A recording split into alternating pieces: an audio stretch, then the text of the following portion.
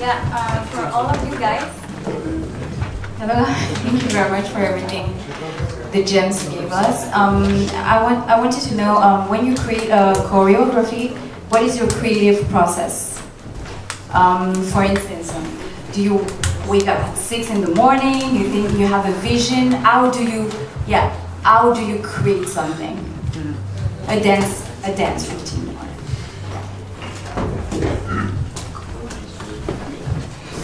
Well, with me, it's not like a certain process. I can be like maybe 2 in the morning, I'm sleeping, and this is true.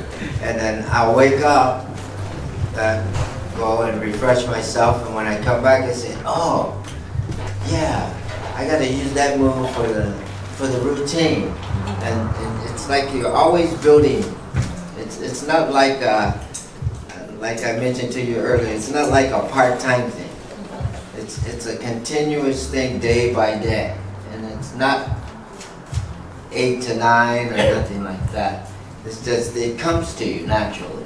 And how do you remember it? For instance, I'm writing, and when those things happen, I have to wake up and write, otherwise, you know, it just goes away. It goes away, but it comes back. No, this is true. Sometimes I have this, everybody does. But sometimes you think something, and at that moment you say, oh, I should have wrote that down, I should have. But remember, your mind, it's always working. Even when you were asleep, our mind is still working. Your mind is never asleep. So it comes back to you, but you have to be able to grab it when it comes back. Yes. Yeah, I like to write, so every time when I have some idea, I try to write it down in my little book that I have everywhere with me. And I film a lot sometimes because I forget what I do, so I film my move, and most of the time my inspiration comes from the music. So when I have to make a choreo or something, I would just listen, and try to feel something on this moment and freestyle it, and then like, oh, here that was cool in my freestyle, so let's fix it, and then that's my way to build. And most of the time my inspiration comes from the music. Sometimes I have my music, I listen in the street, and you know, I'm like this girl who thinks she's in the clip, start to walk again, like, that's cool for my next video. And that's sometimes how I just have my idea. And also, I take inspiration from everything. So I really like to read. I read a lot of books. I love movies. Netflix is my second passion, of course. PlayStation, like anything that can be creative is just feeding me. You know, sometimes just the emotion. I'm very sensitive. So when I see a movie and I feel sad, I really like it because it's inspired. No, for real, that's funny, but like that's really inspired me somehow. So I like to feel different kind of emotion, to be scared, to feel sad, to feel, I don't know, like strange, like, you know, I just like to feel things. And I feel like I'm like a sponge, and I try to feel the most thing that I can feel. And then when I'm gonna make a show, when I'm gonna make a theater piece, whatever, I try to spread it. But to me, it's really important to feel it. So I really try to be fed by anything I can, really. So I'm like trying to see, learn, read, whatever, maximum. And then I write. It's same as Tony said, Julia said, same. It's like just like explain where sometimes we should prepare, for example, for the battle routine. And we came to the room, we planned, like, okay, this time we come, and she arrived. It's happened one time. She arrived to Moscow, and we come to the room, and we cannot create nothing. We just stay, and we talk, and we don't do nothing because there is no feeling now. So for real, it comes from. And I remember all that week, it was like, we don't do nothing all week. And after we go to Paris.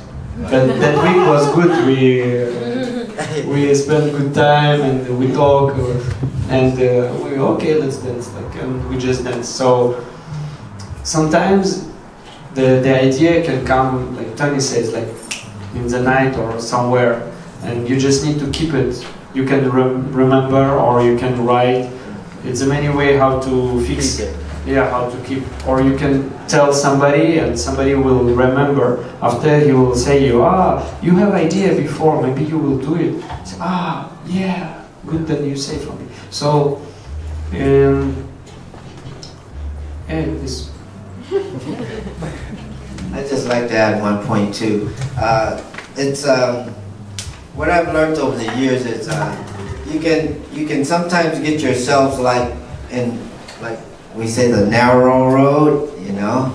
But I just like to express this one point. Don't forget that with this dance we are very creative and open. So all things bring creativity. So you can hear a bird go by and maybe the way it whistles can give you the rhythm of a point. You have to just be more open to life in general. And I think this will help everybody to create better. Yes. That's amazing. Yeah. Mark is going to do a question from the crowd. So these are not my questions, I'm just putting it out there, but these are questions that were submitted to the Instagram account of Unlock the Funk. So I'm going to do one now and then I'll do one after. And these are tough questions, right? So I'm going to push you a bit. The first one here says, what struggles did you have with relationships with people within the community? And maybe share a little bit about some struggles and how you handled it. In the community we live in now? Whenever.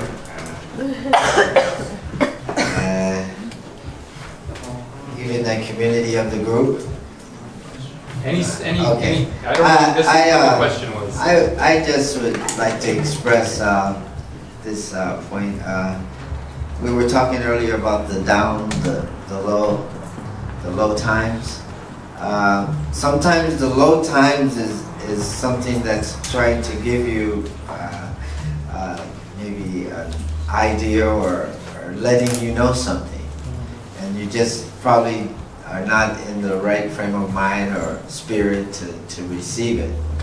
But for example, for me, we were at one time doing a national television commercial for a beer company called Slits. The name of the beer company was Slits, and we were advertising this bull labeled beer. It's called Look Out for the Bull is the name of the commercial.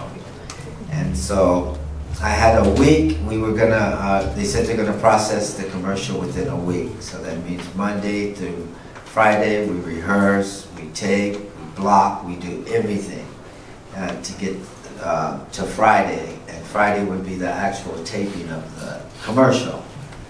So what happened is the weekend, the Sunday before Monday, we started rehearsing for the commercial. Fluky had a problem in his city because he had to go to the bathroom real bad. So he rushed and he did it somewhere, and a few girls saw him. So they called the jurisprudence and they put Fluky in jail. So, so Monday through Thursday, I was able to rehearse and do the commercial, and everything was fine. I was all happy. Everybody was doing a good job. Friday, Fluky shows up to the television set, and Tony Basil comes to me and says, "Oh, okay, Tony, you have to rerun your costume, and you have to show Fluky all of the choreography for the commercial." So this was my new job, Friday. So this is another down thing. So I'm standing inside the trailer on the movie set as we're filming the commercial in my underwear. I'm supposed to be doing the commercial this week. So sometimes we receive these you feel the bad times or no good times. But reversely, because that happened to me, I was able to meet Bob Giraldi. This guy produced Michael's Beat It video. These kind of producers. I was introduced to Bob Giraldi, and he told me to come to the after party. And when I went to the after party, there's Michael, Bob, Aretha Franklin. It's like an amazing system. And so for me losing that little part on the commercial, I received a totally different thing. So what I'm trying to say is, don't look at the down as only down. There's a flip side to everything, believe me. And maybe that'll help inspire some of us to keep on going there. That's a great moment. Wow. Does any of you two want to answer that question? Like, nope. Okay, let's try. I would say the biggest problem is a lack of communication, because most of the problem can be solved by just talking sometimes. And also, like, I think in the dance we have to deal with everybody's ego, which is something, right? So it's really hard sometimes. So I always try to be a better person and try to step back from my point of view. So sometimes you act because you are in the fire of the moment. So you leave it, you are like, you feel some emotion and you just want to express it. Sometimes it's just like, you need to take a deep breath, step a little bit back and analyze and like, okay, this is not a big deal. It's just maybe if we talk, it can be solved. So for me, my biggest problem is these two situations. But I think it can be just solved if you try to communicate and understand each other's point of view. And I always say we are not enough in the locking scene to make a war. It's not so many people. So if you start to separate, you're gonna be with not a lot of people, right? So I always try to understand and make bridges and make, okay, maybe we can, I like that Richie always say, we can agree to disagree. Mm-hmm. It's okay, but we don't need to fight. There's no need, you know? So I feel, yeah, sometimes some gap between people are just by a lack of communication, like, oh, but this day you look at me like that, so I think you think that, but maybe I look at you like that because I didn't see you, and I try to see behind you what's happening, you know? So it's just like, sometimes we just need to talk more to solve the problem and step back from our position to understand the whole situation and not only our point of view, because sometimes we see this, but if we step back, we can see this and like, oh, okay, this is why this happened and stuff. So yeah. So love. You don't have to all answer. Vovan is like, not today. Not today. Another question from our crowd.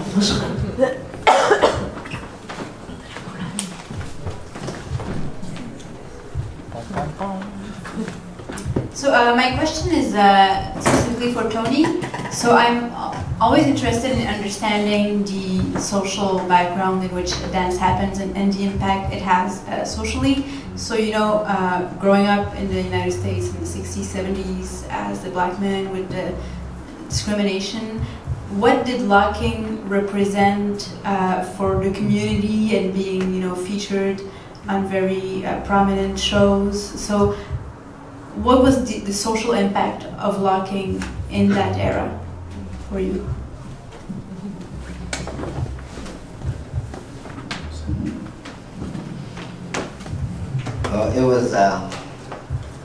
It was an exciting time.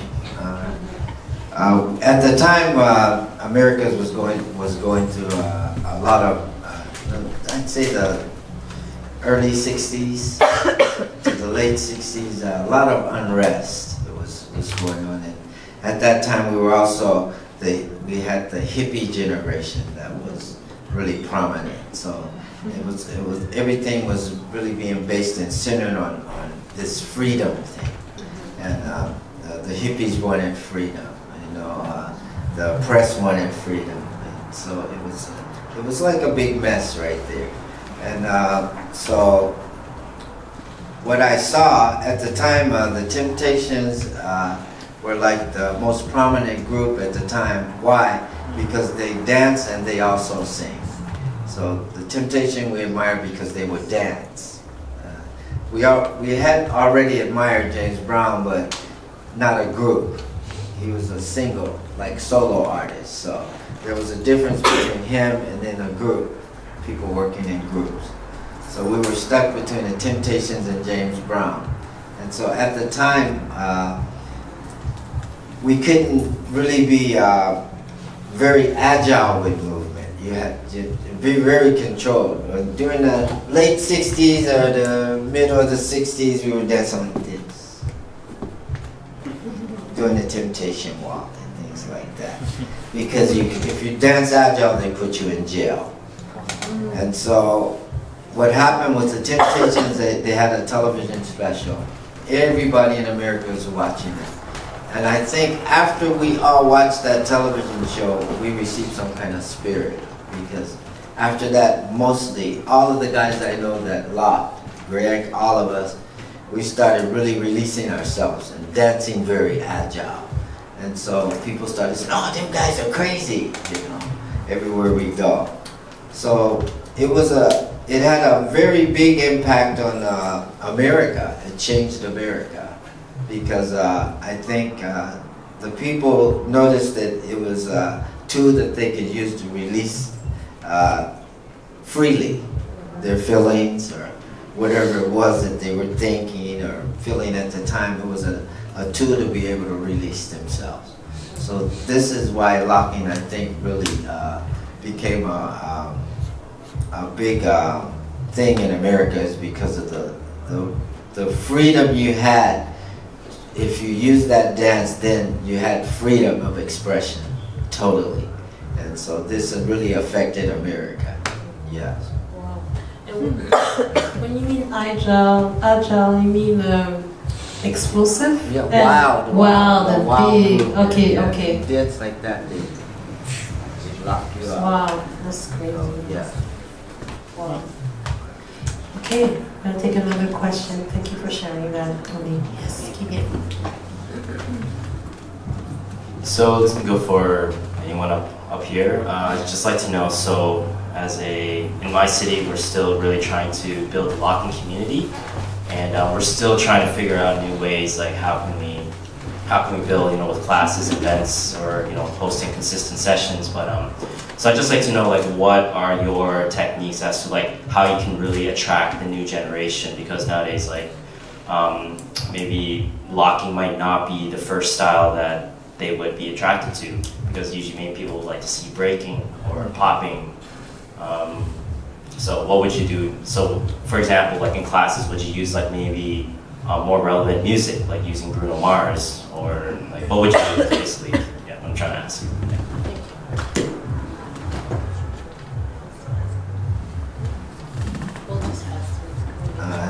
I would advise maybe to, like you just stated, you know, maybe it's a change of music, you know.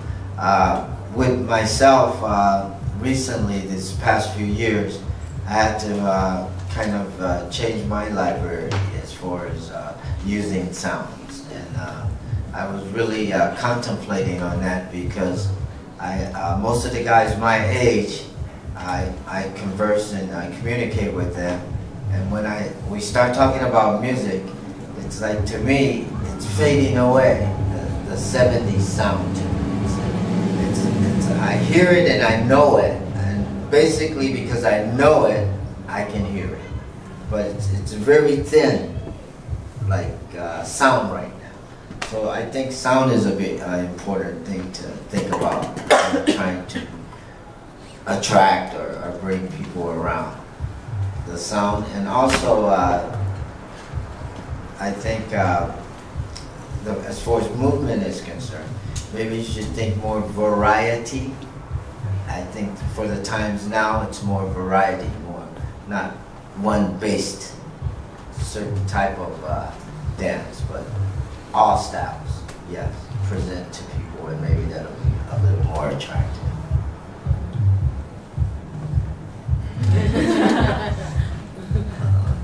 Are you guys answering? It's just how we do it in Moscow, in Russia. In Russia, not in Moscow. I mean,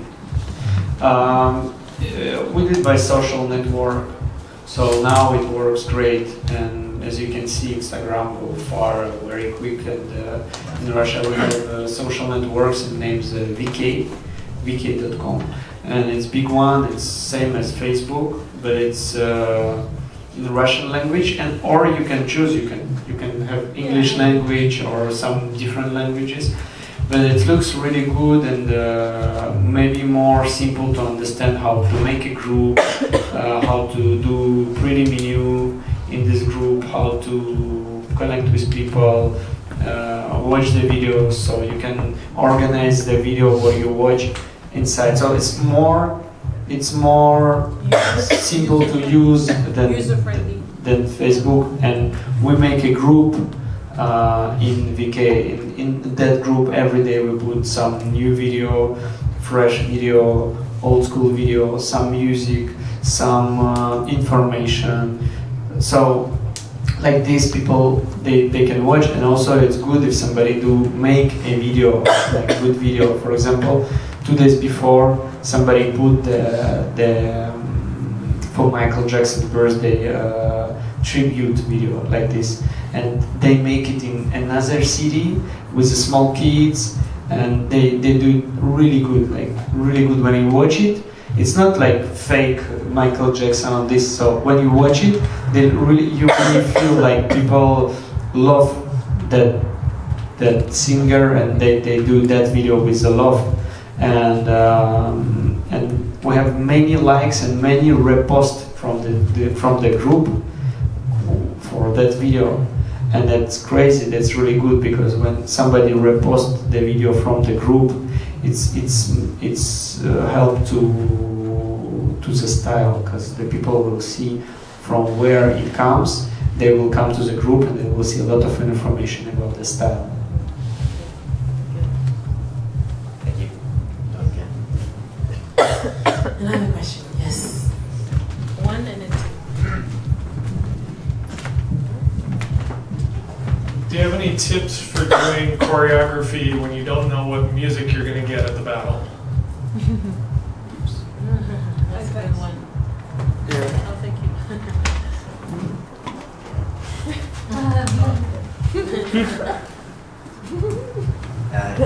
So that I think that would be instinct. I think, yeah, you have to go on your instinct with that, because you don't want to. And I think also it's in that kind of position, you have to be careful, because if you start trying to go this way with it, you're going to make something that you're not going to be happy with, because it's going to be too close. So yeah, instinct, I think. Keep your vision, you know, you're watching the surroundings, and you can feel probably what you need to put out there. Yeah. Thank you. Jen? And that was a good question. Actually, we have another IG question. Okay, that's not mine now. Just one second.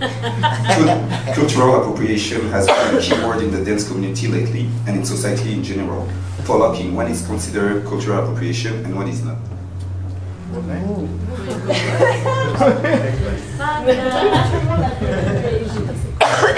So the question is, we talk about cultural appropriation a lot right now in dance and everywhere.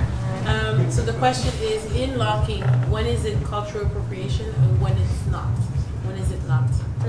I'd like to say that you have to at least have 10 years, you know, in locking as a carrier, we say.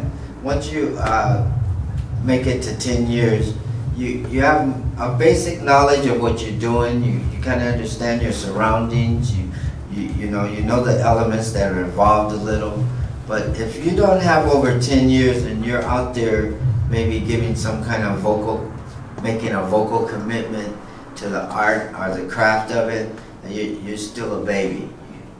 You can't, you're not, we can hear you, but it's not going to be nothing that's going to be valid for the culture. I promise you. It'll be watery, or it's not going to be in depth. So you have to have at least 10 years in there, and then you can maybe have an idea of what you want to say. But you're not going to understand what you're saying, I promise you. because the dance world is very deep. It's very different than what we see. Yes. Questions. The next question after this one. Yes.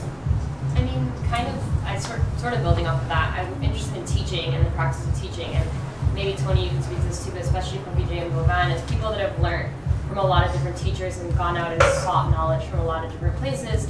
Sometimes you get different opinions on certain things and different viewpoints and different histories.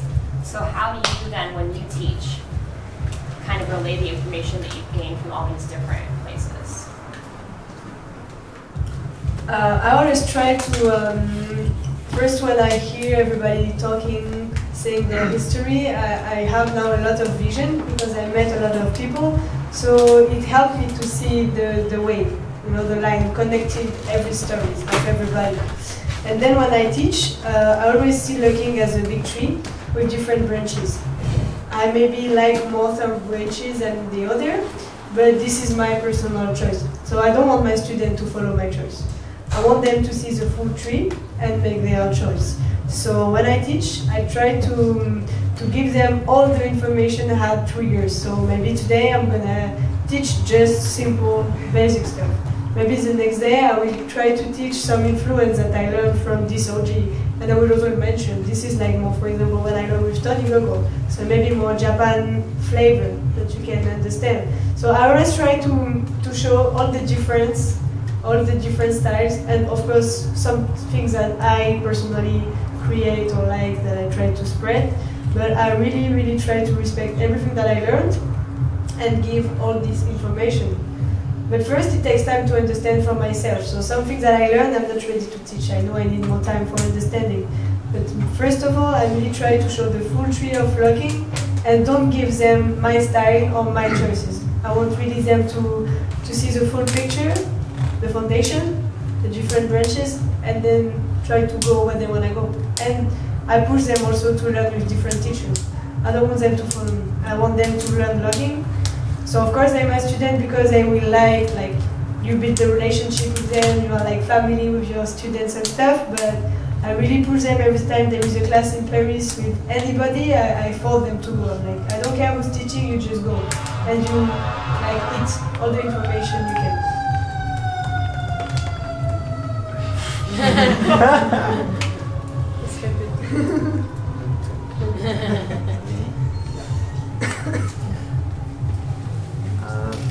I think as a teacher, what age group? Bunch of different ages. Just all ages? Yeah. Okay. I just feel it's important to with yourself, to establish a system where most of the people that you're interested in teaching or working with, you have to develop a relationship. You can't just leave it, bring them in, put them in the mirror, 1, 2, 3, 4, 5, 7, 8, oh, okay, thank you, see you next time, system, you know. You have to kind of, what we do is we emotionally get involved, you know. They're human, so it's just important to, I think, gradually create a nice relationship between you and your students, and let them know that where they are, that they can be comfortable and learn and have fun. And I think it'll grow from there. Yeah.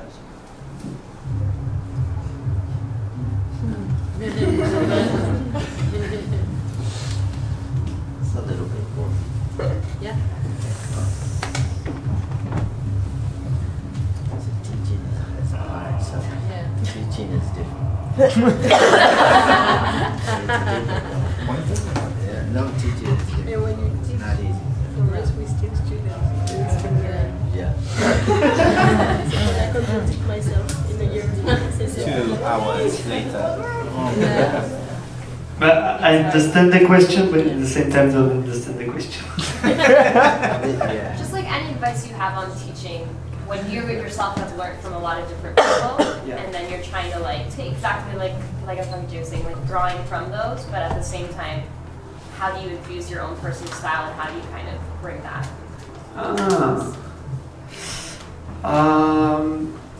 When I'm teaching, I try to not confuse people with my style. Like I try to give for them knowledge, and after when they take that knowledge, they can grow up. They can choose what they want, and I just try to show for them that we have this. So how you can be creative in this dance, how you can find the way for yourself, and also I try to make some system to not confuse them. So I try to not. When I teach one group in Moscow, just one. And that group, it goes every year, the same people, every year. Some people can follow if they are ready, like if they really want, they can come and they can learn.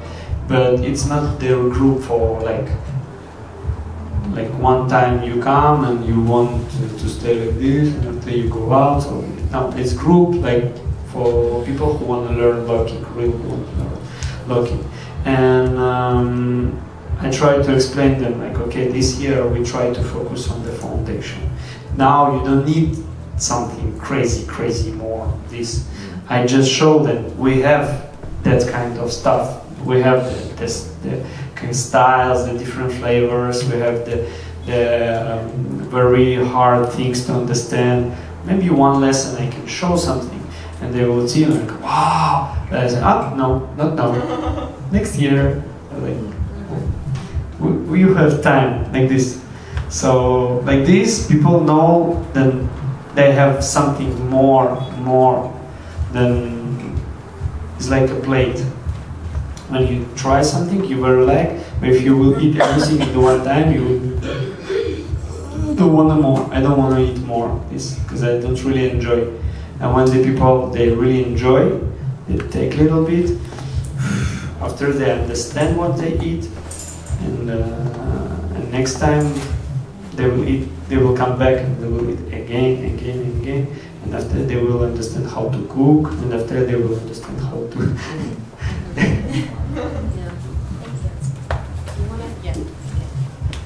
Thank you for that answer.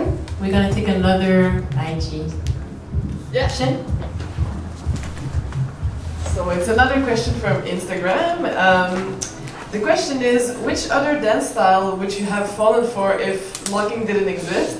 Which I could, I guess, remix a little bit and say, what is your second favorite dance style or something?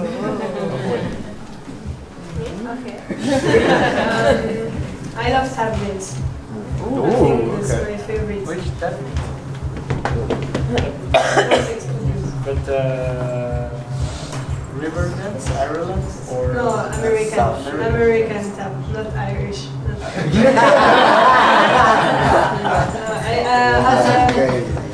I studied by tap actually. Yeah.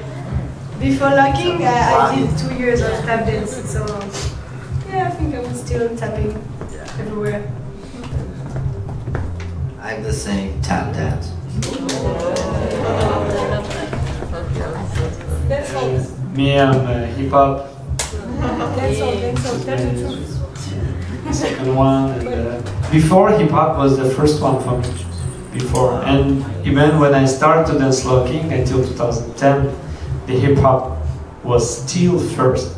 But after when I mentioned it changed. It's like, and every year his changes go like this. More and more. Now it's just my hip hop is just inside, like it's just for myself. And also I like popping. I like to dance popping. I'm not going for the battles or for something or teach popping, but I like to dance that style. It's really good. So we have 2 last questions. There's track and then path. And then two. And then two.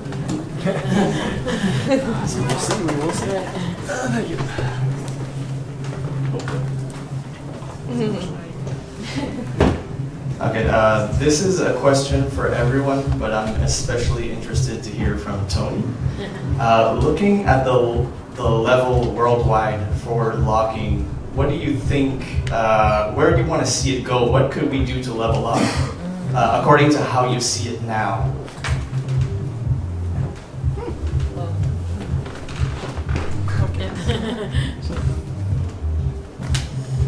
Well, now I see the actual, just the movement has definitely grown. You know, you guys are moving at a very excessive pace. It's a nice pace, nice speed, nice power, good technique. I just feel really, and I've been saying this for years, it's about being able to interpret the music better. And a lot of people stray away from this because the moves become first to them. And once you do that, you start losing rhythm. And that's life. So it's more being able to interpret the sound that we receive and trying to bring it out the best we can with the elements, you know, we use with our body, you know, arms, legs, and whatever.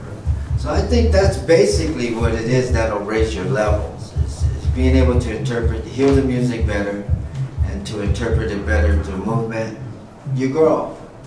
That's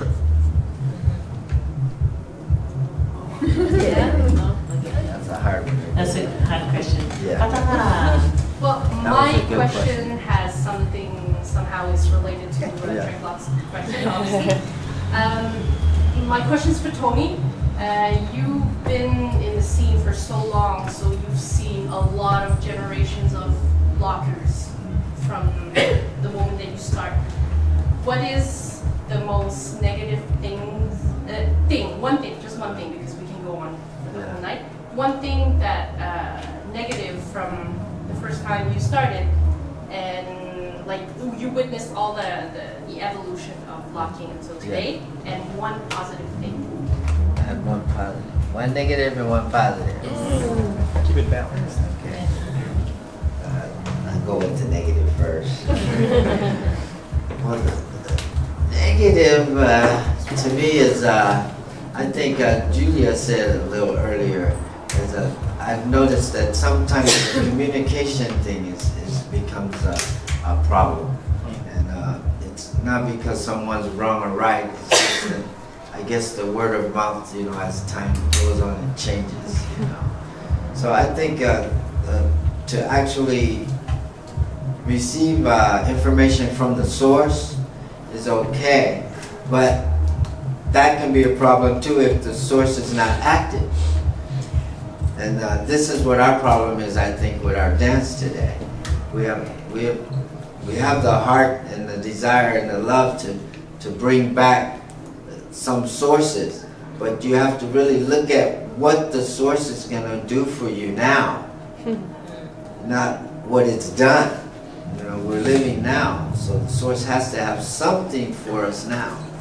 And I think that's what we need to think about and collaborate on more, and to be more focused and more understanding of really what we need, and not so much of who is that.